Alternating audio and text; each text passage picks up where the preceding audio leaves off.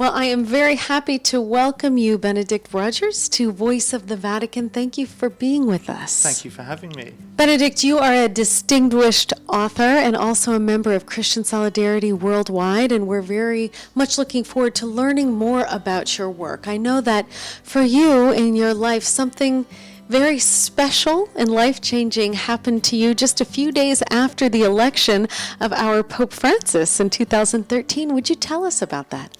That's right. Well, on Palm Sunday 2013, I was received into the Catholic Church in St. Mary's Cathedral in Yangon, Myanmar, or Rangoon, Burma, as it's sometimes known. I was received into the church by the Archbishop of Yangon, who about a year later became Burma's first ever cardinal, Cardinal Charles Bow. And my sponsor into the church was Lord Alton of Liverpool, a very prominent Catholic politician in the United Kingdom who I work very closely with. Many people have asked me whether I became a Catholic because of Pope Francis, but as you say, it was only, I think, about a week or so, just a few days certainly, after he became Pope, and I'd made the decision to become Catholic before I even knew about the existence of Pope Francis. So although he's an inspiration to me, the two were not connected. So Benedict, I understand that there were people of other faiths who were also present at your baptism. What was that experience like for them? I think it was a very special experience for them, and it was a very beautiful occasion in the fact that, as you say, there were Burmese friends who were from other Christian traditions, from Protestant backgrounds, but there were also Burmese friends who were Buddhist and Muslim, and there were a number of foreign friends, Western friends, who were of no particular religious background, including some who were lapsed Catholics who'd been raised Catholic but hadn't set foot in a church for many years. And I think everybody shared in the celebration and the joy, and everybody commented on what a beautiful time it was. And why Burma? Well, that's, of course, a very good question, and a question I'm often asked. It started with a conversation with Cardinal Bow, before he was Cardinal, about 2 years before I was finally baptized and received into the church. And that conversation was one night in Burma. I had been working on Burma for many years, for about 15 years or so. And I'd been very, very critical of the military regimes that ruled the country. I'd been very active on the human rights issues in the country, and I'd worked very closely with Cardinal Bow for many years. And one evening I had a conversation with him where, somewhat to my own surprise, I asked him a question which really came about because I was so inspired by him. And my question was, if somebody who is already a Christian, I'd been a Protestant Anglican Christian since 1994. I said to him, if somebody who's already a Christian wants to become a Catholic, what would they do? And he said two things that set me off on this path of exploration. The first was a very simple but very profound answer. He said, when a person can accept the teachings of the Catholic Church, they're ready to become a Catholic. And I sort of let that thought sink in, because it's, on one level it's simple, but there's so much that's profound to it. But the second thing he said, which I didn't expect, was he said to me, if you ever find yourself in that position, I would receive you into the church here in Burma. And that had two effects. The first was, what a beautiful invitation, my association with the country, my friendship with him, my involvement with the struggle for democracy and human rights in the country. It would be a very symbolic place to be received into the church. But the second effect it had on me was that in itself isn't a good enough reason to become a Catholic, just because I like one particular archbishop. And therefore, if I want to take his invitation seriously, even if I end up not necessarily going down this path, but if I want to at least give it the consideration and the respect it deserves, I need to explore this seriously. And so I went on a 2-year journey of reading widely, talking to Catholic friends, praying, and at the end of those 2 years I came to the conclusion that this is where I'm meant to be. Benedict, as an Anglican, doing this reading, research, study, what did you find that you were lacking, that you needed and could only get from the Catholic Church? I think several things. I think firstly the sense of mystery and majesty and reverence that you find in the Catholic Church, that certainly in my part of the Anglican Church one couldn't find. I was very much in the evangelical end of the Anglican Church, and I think I was hungry for that deeper sense of mystery. I think secondly, the Catholic Church's social teaching made a huge impact on me. I read the compendium of the social doctrine of the Church, and I found myself thinking, well, most of this is what I already believe, and there were some things that were new, but I could embrace very, very fully. Benedict, you have authored a new book about these experiences that you've been sharing with us, From Burma to Rome. Would you tell us about it? Certainly. Well, I have a copy with me, From Burma to Rome, A Journey into the Catholic Church. And it's a book that, I say in the introduction to it, I was actually reluctant to write. Cardinal Bo, the night when we had dinner to celebrate my arrival in the Catholic Church on Palm Sunday, he said to me, I think you should write a book about your journey. And the reason I was reluctant was I didn't want to write a book about myself or my story. I didn't want to focus on that too much. So I sort of politely said, yes, I'll think about it, but I put the idea to one side. Then several other people, independently of each other, kept making the same suggestion. My parish priest, Lord Alton, who I've mentioned, several other friends.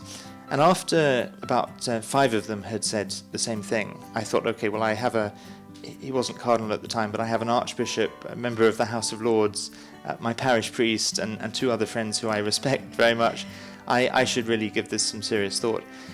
And I thought about it and prayed about it, and I really felt God saying to me I should do it, but that the way to do it was really to have the heart of the book as telling the story of the people who influenced me in my journey. So it's as much their story, perhaps even more so their story than my story, although of course my story is woven in there. And the first and last chapters are probably the most personal parts of the story. I talk about, obviously, my reception into the church, how I got there, and particularly 2 retreats that I made where God spoke to me in remarkable ways. But the middle parts of the book are the stories of the heroes who inspired me along the way, and they include people in places of persecution and conflict, including someone like Shahbaz Bhatti, the Pakistani Christian who I worked with very closely for 5 years. At the time that I worked with him, he was a grassroots activist, but he went on to become the Minister for Minorities Affairs, and he was assassinated in 2011. So he was a close friend of mine, and I tell his story. Friends from amazing people from East Timor, and various others. Then people in public life, people like Lord Alton, Congressman Chris Smith in the United States, and other Catholics in politics and public life who've lived out their faith in such an inspiring way. And then thirdly, the writers and theologians and thinkers who inspired me. The first 2 categories were people I knew personally. The writers and theologians and thinkers were people I came to know through their words on a page. And they include contemporary writers and thinkers like Scott Hahn, of course, Pope Benedict, but also people like Thomas Merton, G.K. Chesterton, Malcolm Muggeridge, and a whole range of others. I also include some reflections on the Catechism and the Compendium of the Social Doctrine of the Church, both of which I read cover to cover during my journey. And so really the book is a mix of my personal journey, the stories of people under persecution and in public life who inspired me, and some reflections on the theology and the spirituality that was at the heart of the journey as well. Fascinating. Ben, what have you heard from people after reading your book? What have I heard from people? Feedback that you heard from folks. Well, the feedback's been overwhelmingly encouraging, very encouraging. I think one of the things that I've been particularly pleased about is that I write very clearly in the book that I don't see my journey into the Catholic Church as a rejection of what went before. I see it as a building on and a new, a very important new chapter in my journey of faith that had already been going on for some years prior to that. And so I didn't want Christian friends of other traditions to think that I was rejecting them or my past. And I think what's come through in the reactions interestingly from evangelical friends and Christian friends of other traditions, is that they appreciate that I've made that clear, and that they actually see the story as a beautiful story of God's leading and inspiration. And I think that's very important, and I'm grateful for that. Indeed, it is important. That's lovely. Ben, would you tell us a bit about the work of CSW? Tell us what goes on and your role as well. Well, Christian Solidarity Worldwide was founded in the late 1970s in response initially to the persecution of Christians in the former Soviet Union. And basically a group of people came together and realized that at that time almost nobody was speaking up for Christians who were being imprisoned and tortured in the former Soviet Union and Eastern Europe. And it grew from there. We now work across the world, across Asia, Africa, the Middle East, Latin America. The only regions we don't really work on at the moment are Western Europe and North America, not because there aren't religious freedom issues in those areas, but because with limited resources we focus our attention on the places where really lives are at risk and the situation is most intense, and there are others working on the issues on our own doorstep. The other thing I think it's important to say about CSW is that we originated in response to the persecution of Christians, and that's still very much at the heart of our work, largely because Christians are probably the most persecuted group in the world numerically, in terms of geographical spread and in terms of severity. But we very quickly realized early on that Christians are not the only people who are persecuted, and very often alongside Christians there are people like the Yazidis in Iraq, the Baha'is in Iran, the Ahmadiyya in places like Pakistan and Indonesia, who are very severely persecuted as well, usually by the same sources of persecution. And therefore you can't really speak up only for Christians and say we're going to ignore others. Religious freedom is religious freedom for all, or it's not religious freedom. So we're a very distinctly Christian organization, but we work very clearly for religious freedom for all. And I think that's really important. My own role, I lead our work on East and Southeast Asia, so particularly Burma, Indonesia, just beginning to look at issues in Malaysia, and North Korea has been a major focus. In the past I've also worked on Pakistan, but I now have a colleague looking at Pakistan. Benedict, what is the state of the church in Burma? The church in Burma is very vibrant. It's small as a proportion of the population. It's under 1 million in number, in a population of 54 million.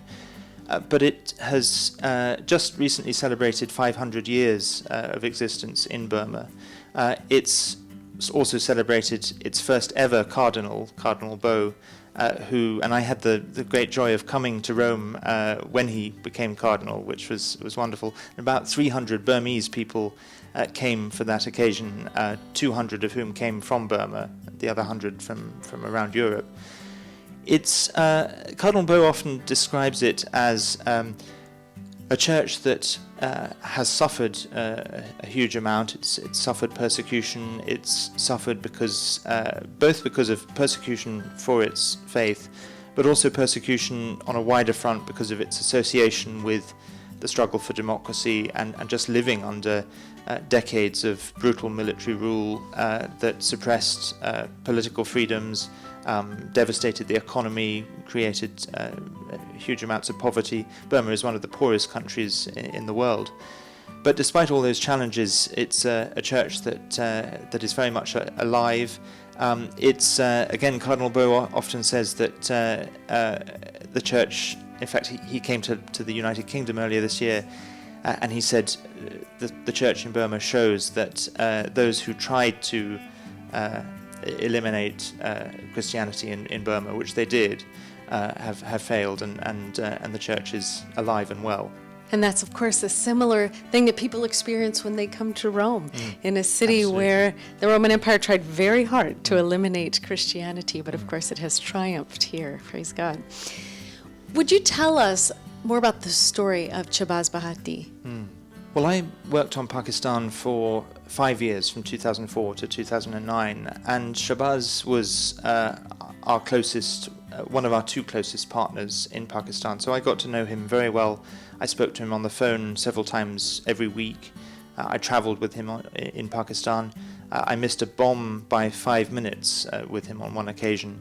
I remember another occasion where he took me to meet a 7-year-old Christian girl who had been terribly raped and tortured simply because she came from a Christian family. And Shahbaz was the only person who was helping the family. Everybody else didn't want to have anything to do with him.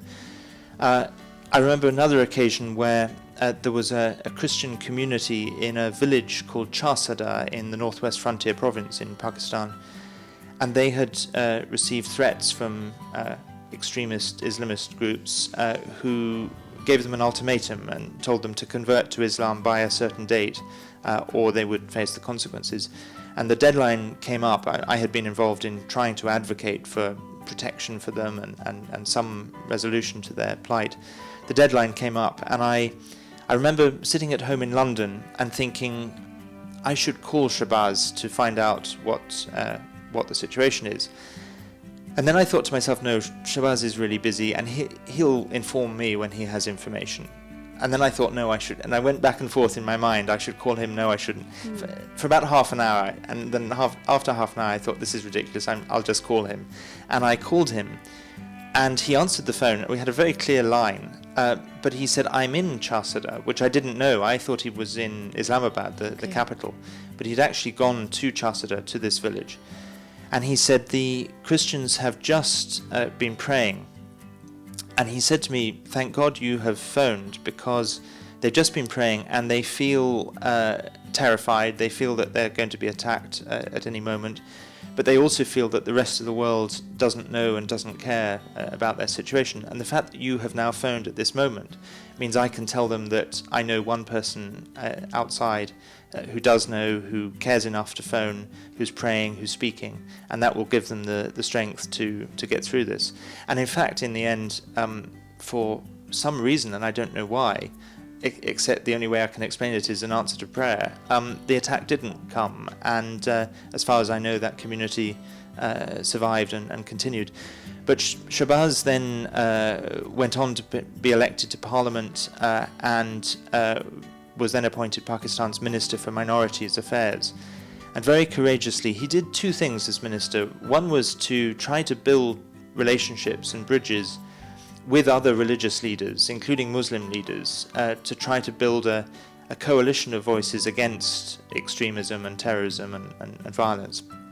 And he did that quite successfully. He went round the major mosques in the country, and they actually gave him a lot of respect, and he built those relationships.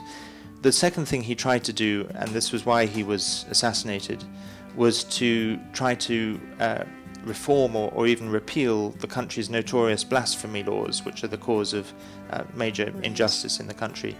And I'll never forget the morning I woke up in 2011 and I turned on the news and I turned on the internet and I heard the news that he had been shot dead. And I wasn't, if I'm honest, I wasn't surprised, because he had been receiving death threats every day for a long time. And we always knew that this was a possibility. But of course I was deeply shocked and extremely sad. Two last things to say about Shabazz. One is that a cause for his canonization has begun, and I don't know where that's at now, but that is in process. And also his personal Bible is on display in the Church of St. Bartholomew, San Bartolomeo, the Sant'Egidio community, who have a memorial to modern-day martyrs, and his Bible is on display there as part of that. And that's right here in Rome. That's right here in Rome. Yeah. I actually went to see it and to pray in front of it and to both mourn Shabazz but also celebrate his life the night before Cardinal Beau became cardinal. So I had that interesting juxtaposition of praying in front of the Bible of my friend who was assassinated, but then the next day celebrating my friend who was becoming his country's first cardinal. And I think faith is always like that mix of grief and joy. It's so true. In fact, Pope Francis has called Christian persecution our daily bread. And we know that our church has certainly been built on the blood of so many faithful, courageous martyrs. Absolutely. And, well, Benedict, let me welcome you home to the Catholic Church. And now that you are in the Catholic faith, how do you feel? Well, I certainly feel a sense of homecoming. Many other converts to the Catholic faith have used that same expression of coming home, and I definitely feel that. I think I feel two other things. I feel a sense of development, or I was going to use the word completion, but completion is the wrong word because we're never completed until we reach the end of our journey and reach heaven. But a sense that in terms of my faith, it's developed both in terms of spirituality and prayer and so on, but also in terms of particularly coming to know Our Lady and coming to appreciate her. You know, as a Protestant, she doesn't really feature in one's spirituality, right. Which I never really realized until I began exploring the Catholic faith. But once you didn't know what you were missing. Exactly, and it became very obvious to me that why would we want to ignore the Mother of our Lord? So that's been very important. I think being part of a church that is led by Pope Francis is very exciting. I think it's very exciting times for the church. But the other thing that I feel very much is the universality of the church, but the fact that it's universal but not uniform. So I've been to Mass in now many different parts of the world. Sure. And the fact that I can, whatever language the Mass is said in, I can have my missal or my, I use Magnificat in English, and I can follow the Mass, which is wonderful. And so being part of that universal body and being able to follow what's going on in another language is really beautiful. But I equally appreciate the diversity as well, and the fact that a Mass in Surabaya in Indonesia, or a Mass in Rangoon in Burma, or a Mass in London, or in Rome, or in the United States, of course is the Mass, and wherever you go in the world it's the same. But there's room for local culture, local. I remember Mass in Burma on one occasion where people from the different ethnic groups were all in their ethnic dress, and when they brought up the offering. So that combination of universality but diversity within it, I think, is very beautiful. Well, how lovely to hear. And Benedict, thank you. Thank you for sharing these experiences with us, and thank you so much for sharing them with the world in your new book. We're very much looking forward to reading that. I wish you all the best. May God bless you in your mission. Thank you so much.